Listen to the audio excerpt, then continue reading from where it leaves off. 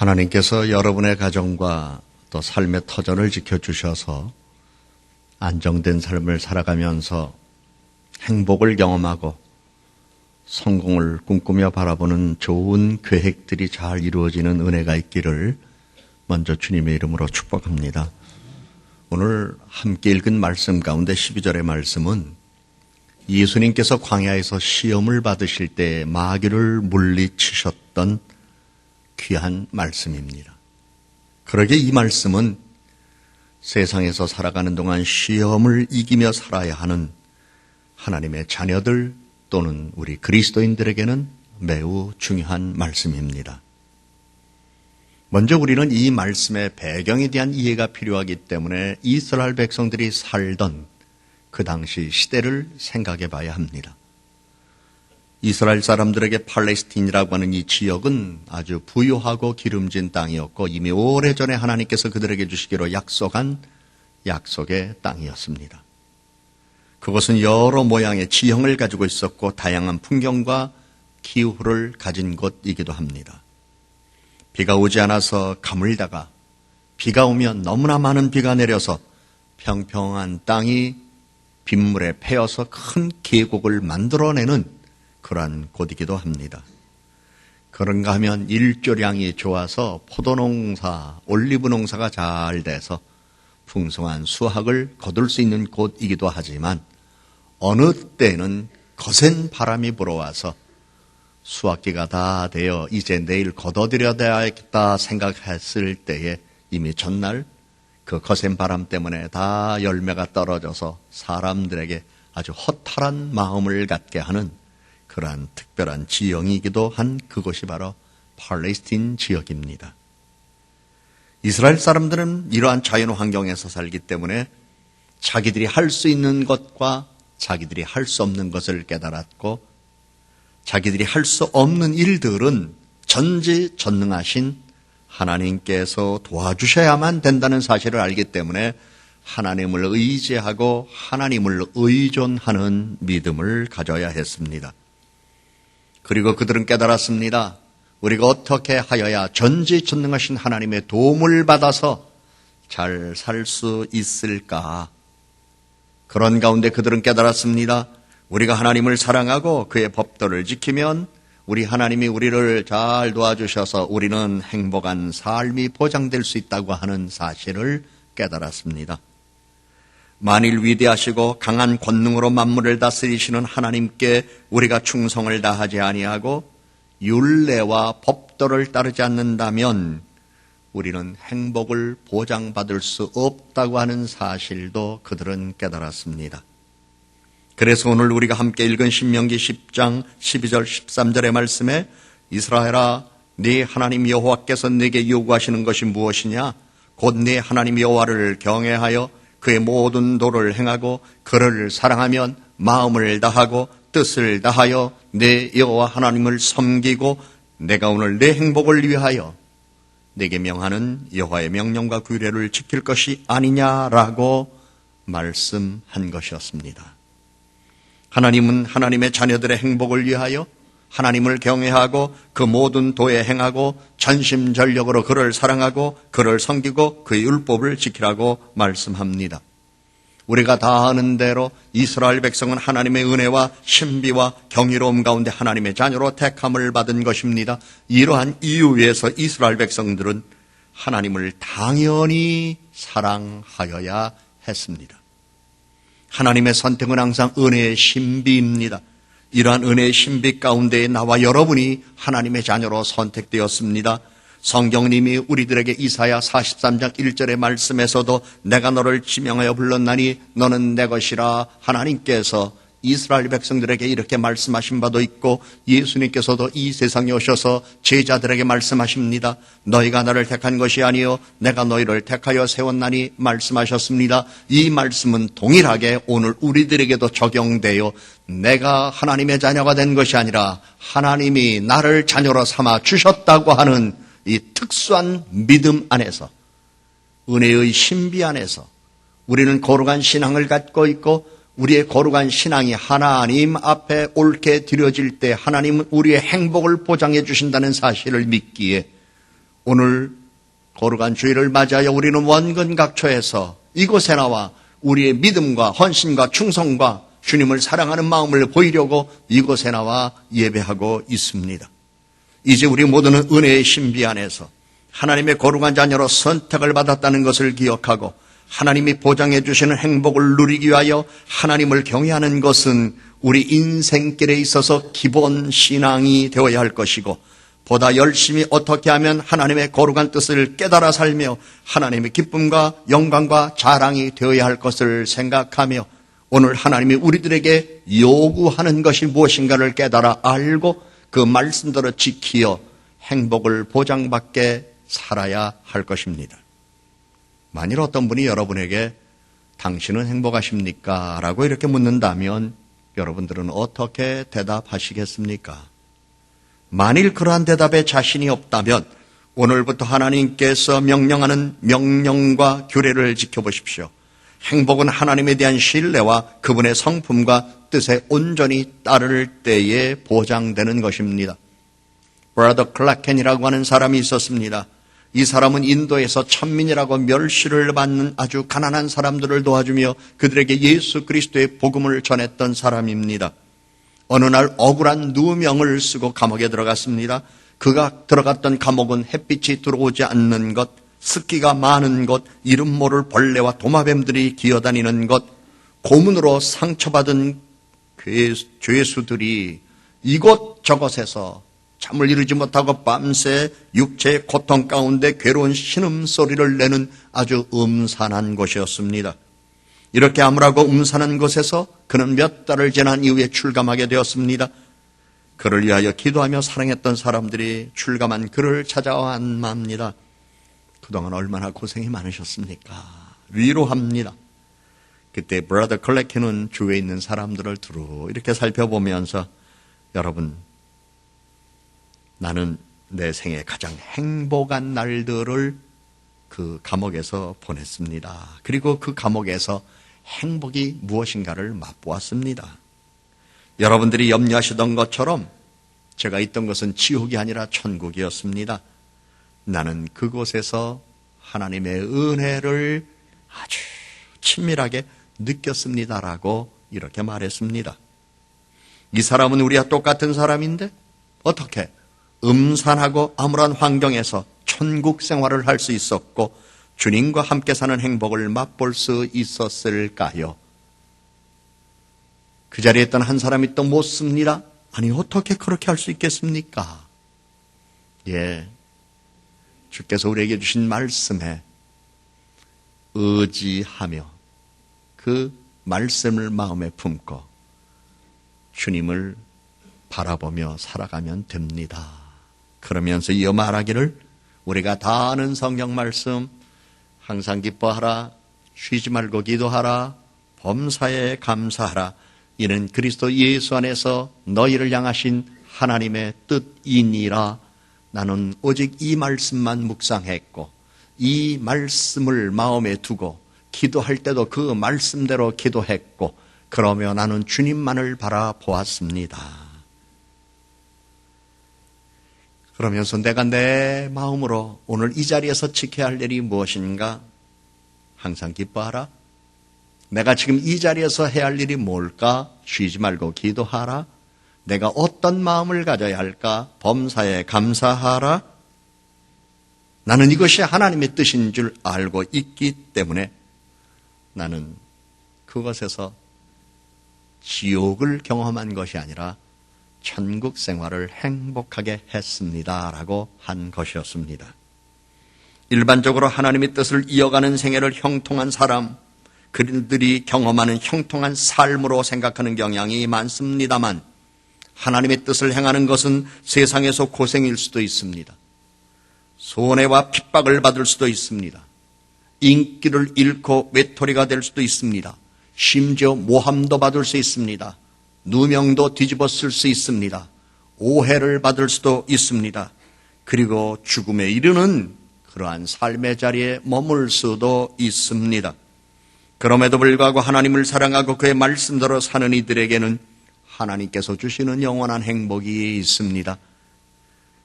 오늘 이 자리에서 우리에게 이 같은 영원한 행복을 주시는 하나님의 은혜가 우리 모두에게 깃들기를 소망합니다. 잔치집에서 물을 포도주로 만들어 당황하던 주인을 도와줬고, 병든 사람을 고쳐줬고, 귀신을 쫓아내고, 죽은 사람 살리고, 보리떡 5개, 물고기 2마리로 5,000명을 다 배불리 먹이신, 기적과 이적을 보이신 예수님을 보십시오. 능하신 기적으로 인하여 예수님 주변에는 항상 수천 명의 사람들이 따르면서 예수님을 자기들의 임금으로 삼으려 했습니다. 그러나 예수님은 수천 명의 사람들로부터 인기와 명예를 누릴 수 있는 기회가 있었음에도 불구하고 오히려 무리를 피하여 한적한 곳에 가서 기도하시고 하나님의 뜻을 물으며 지내셨습니다.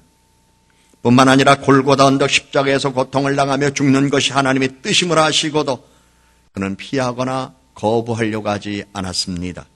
아버지의 뜻대로 하옵소서. 이 기도를 한 이후 세상 사람들이 볼 때는 가장 처참하고 잔인한 죽음 가운데에서 그의 마지막 말 한마디, 다 이루었다라고 하는 승리의 말씀을 남기셨습니다. 사람의 행복은 자신이 행한 업적이나 사람들로 받은 인기와 명예에 있지 아니하고 오직 하나님의 뜻을 행함에 있습니다. 그러게 예수님과 거의 동시대에 살았던 로마의 철학자 세네카는 하나님의 뜻이라면 자신의 마음을 다스리며 하나님의 뜻이라면 죽음을 두려워하지 않았던 예수님과 초대교회 성도들을 나는 보았다. 나는 그들을 보면서 인생의 진정한 행복이 무엇인가를 알았다.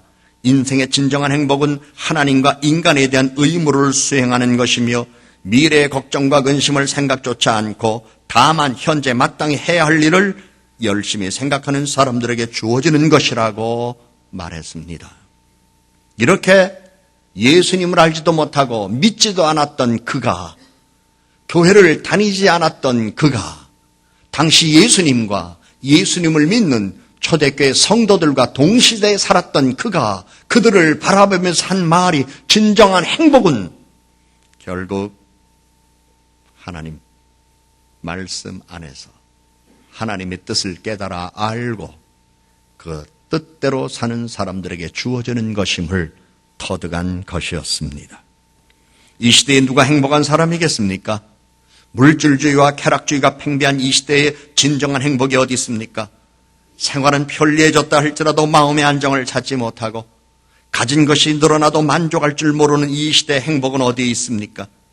많이 가졌다고 행복이 보장될 수 있던가요? 몇 장의 초대장과 감사장과 상장을 받아서 많은 사람들이 나를 알아준다고, 내 이름이 널리 알려졌다고, 내가 유명한 사람이 되었다고 행복이 보장되던가요? 남이 갖지 못한 빌딩을 내가 소유하고 있다고 행복한가요? 남이 없는 멋진 자동차를 내가 타고 다닌다고 진정 내 마음에 행복이 있던가요? 남이 없는 애들이 내게 있다고, 아름다운 여인과 함께 산다고, 멋진 남편과 함께 산다고 진정 가슴속에, 마음속에 행복이 있다고 자부할 수 있는 사람이 과연 이 세상에서 얼마나 되겠습니까? 인생에서 마음의 주인을 잃어버리면 뜬구름을 잡는 것과 같습니다. 그러므로 하나님께서는 우리들에게 말씀합니다. 너희는 이 세대를 본받지 말고 오직 마음을 새롭게 함으로 변화를 받아 하나님의 선하시고 기뻐하시고 온전하신 뜻이 무엇인지 분별하도록 하라. 이를 위하여 주님은 또 우리들에게 말씀합니다. 너희는 먼저 그 나라와 그의 의를 구하라. 그리하면 이 모든 것을 너희에게 더하시리라 약속의 말씀도 주셨습니다. 오래전 이야기가 되겠습니다만은 1989년 10월에 있었던 일이었습니다. 미국의 전직 대통령이었던 레이건, 닉슨, 카터 세 사람이 집을 떠나서 여행을 하게 되었는데 이들에게 전직 대통령이라고 하는 직함과 그리고 같은 10월 달에 모두가 다 집을 떠나 여행을 하게 되었다는 이 사실 때문에 미국 사회에서는 관심거리가 된 적이 있었습니다. 그러나 그들이 여행에서 다 돌아올 때에 사람들로부터 받았던 칭찬, 그리고 그들이 경험할 수 있는 인생의 보람은 모두가 달랐습니다. 왜냐하면 세 사람 모두가 다 궁극적인 인생의 가치관이 달랐기 때문이었습니다. 당시 보도된 자료에 의하면 레이건은 일본 NH 방송국에서 주선한 텔레비전 담당 프로에 한 번 출연하고 그 당시 $200만, 오늘의 환율로 환산해보니 한 번 출연하고 20억 원의 출연료를 받았습니다. 사실 TV 출연료가 그렇게 엄청난 것은 아님에도 불구하고 일본에서는 미국 정부의 로비를 해야 할 텐데 그 로비 활동을 대신 할 수 있는 사람이 누굴까 생각하다가 전직 대통령을 초청해서 TV에 출연시키고 출연료를 $200만 주면서 적당한 명목으로 법에 저촉되지 않는 뇌물을 준 것이었습니다. 레이건은 그 같은 사실을 알면서도 그럴듯한 명분으로 그는 돈을 받았습니다. 그것은 바로 뇌물이나 다름이 없는 것이었습니다. 같은 해 10월에 닉슨은 중국을 여행했습니다. 중국 정부의 고위층이 마련한 환영회 자리에서 그는 환영의 박수를 받기보다는 이전에 있었던 천안문 사태를 위시한 중국의 민주화 탄압을 공개적으로 그 자리에서 꾸짖는 용기를 보였기 때문에 중국 사람들로부터는 환영을 받지 못했지만 그는 자기의 정의로움을 표현할 수는 있었습니다. 같은 무렵에 카터는 뉴욕에 있었습니다. 그는 집 없는 사람을 위하여 버려진 건물이 지붕에 올라가서 망치질을 했습니다. 톱질도 했습니다. 그리고 벽돌을 날랐습니다. 그러면서 나는 지난 9년 동안 인류회의 본향이라는 단체를 도와서 집이 없는 사람들에게 집 주어주고 그리고 그들이 행복하게 사는 모습을 보는 것이 나에겐 기쁨이었다고 이렇게 말하며 일을 마쳤습니다. 이렇게 볼 때 당시 뉴스는 세 가지 사실을 얘기했습니다. 첫째, 10월 레이건에는 욕심의 달이었다. 10월 닉슨에게는 정의의 달이었다. 그리고 10월 카터에게는 사랑의 달이었다. 미국 전직 대통령들이 이러한 행적을 뒤쫓던 어느 기자가 사랑의 달이었다는 사실을 기록한 글귀를 보고 카터를 찾아가서 묻습니다. 전직 대통령인 당신이 왜 이렇게 힘든 일을 하십니까? 남들도 잘 하지 않는 이런 일을 하십니까? 라고 질문했습니다. 그때 카터는 웃으면서 세 가지 아주 명확한 답을 명쾌하게 주었습니다. 첫째는 예수님의 사랑으로 이 세상이 더 맑아지기를 바라는 뜻입니다. 두 번째는 내가 아직 건강하다는 사실이요. 이렇게 망치질을 하고 톱질을 하고 벽돌을 나르는 동안 나 자신이 건강에 좋기 때문이요. 세 번째는 내가 영원한 행복을 느낄 수 있기 때문입니다. 라고 말했습니다. 그리스도인들의 행복의 기준은 어디 있나요? 바로 오늘 내가 마음을 다하여 하나님을 사랑하며 하나님의 뜻대로 살고 있는가에 있는 것이지 물질의 많고 적음, 권력의 높낮이, 사회적인 지위와 권력, 환경의 좋고 나쁨, 사람들로부터 평가받는 인기 정도에 있지 않습니다. 행복한 사람이 되기를 원한다면 성경은 우리들에게 너무나도 명확한 말씀을 주셨습니다. 하나님을 사랑하라.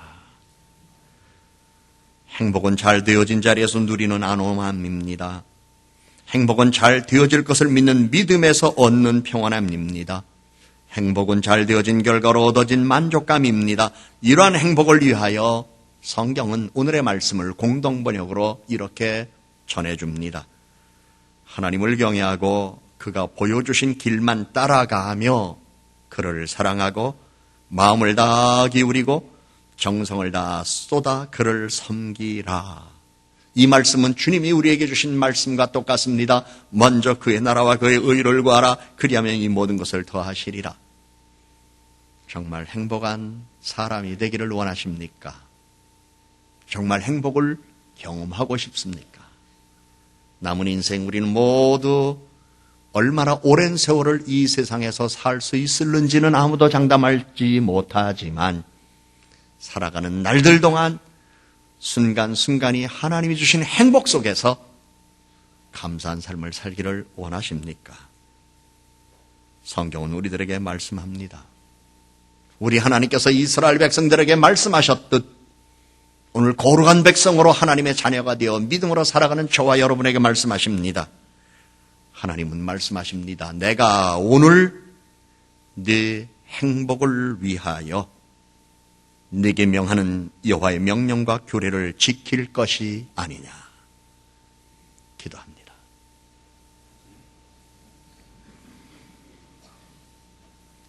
하나님 아버지, 항상 우리에게 명하는 명령과 규례를 지키는 가운데에 하나님이 우리를 위하여 예비해 놓으신 행복을 누리며 살아가도록